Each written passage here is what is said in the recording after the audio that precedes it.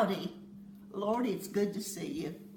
I've been so eager to have this session with you. Not because it's the last one, let me tell you. I just enjoy you all getting here. You know what? Looking back at the good old times, or so-called, is maybe do a lot of thinking and a lot of other kind of thinking. Thinking up here and thinking here. For growing up the way I done and getting to experience the things I done from the first half of that 20th century up to World War II when things started changing after that. Now, you wanted me to come up with one day that stands out, not Swanee, I couldn't do it. There's so many of them have a little bit of this, a little bit of that, and so important. And it's kind of like making a quilt. We got this pattern, but we got a different kind of color here and a different kind of material there, but we put it all together and it comes out one great big thing. So I thought I'd start with important things that sort of other people look at us about, and it's race is the person. And every community I know about has dealt with how races should or should not live together. Well, that made me remember this one woman, and I swear she'd look for trouble under a rock. Well, she come in one day saying, I just don't know why you let that old colored man come in here, touching everything in the store that us white people have to touch. Now let me tell you, he should know his place because he knows enough to get to the back of the bus.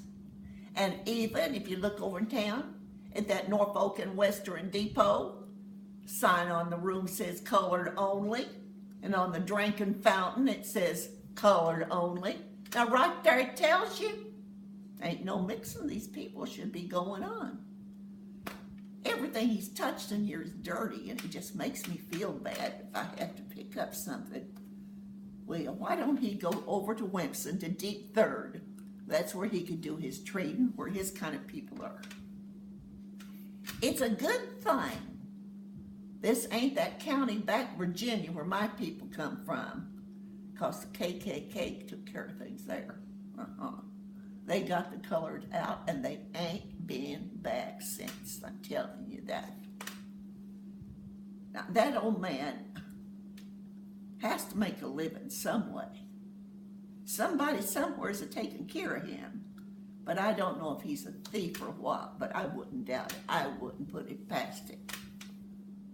Well, I was trying to think of something to say that I could get that fly with honey instead of using vinegar. But before I could open my mouth, the preacher's wife said, Oh, honey, I'm so sorry. I guess you didn't know. He makes his living by selling all his chickens he grows over to the Mountaineer Hotel restaurant. I thought I saw you in there eating lunch not too long ago. Well, let me see now. He raises the chickens. Oh, and he sells them eggs too. And he has to touch every one of them. Get them from one place to another. And let me see, he raises the chickens and he feeds them and then he kills them and he dresses them and he plucks them and he cuts them up and he brings them to the restaurant. And that's the only chickens they use in that kitchen. I thought you'd like to know that in case you don't want to go there no more. Oh, and the produce, honey, all them garden things they use in that restaurant in the summertime especially, they're right from his garden. Oh my, I guess you can't go there no more because he's done and touched everything in that restaurant. Oh, that's too bad for you. I'm so sorry. Well, that's the way it ended right there, with kind of a stammering and a stuttering from one side and a kind of smiling sweetly from the other. And that was the tip of our iceberg, as we all know, but it was there. And we wasn't the only ones dealing with it, no way. Well, another thing we had to deal with was was famous for the revenuers. And the best way I can put it is this. There's this boy come running in the store one day, frothing at the mouth, couldn't wait to tell me something. And he leaned over the counter and whispered real loud, "You know what?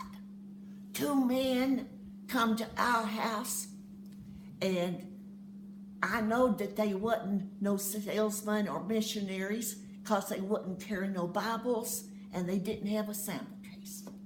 Well, they asked me where my poppy was, and I said, he ain't home from the mines yet.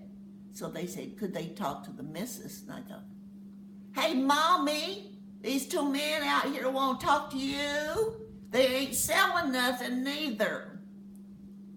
So Mommy come out wiping her hands on her apron, and she said to me, you go meet your poppy coming up the road from the mines and tell him that these 2 men are here to see him and they ain't selling nothing.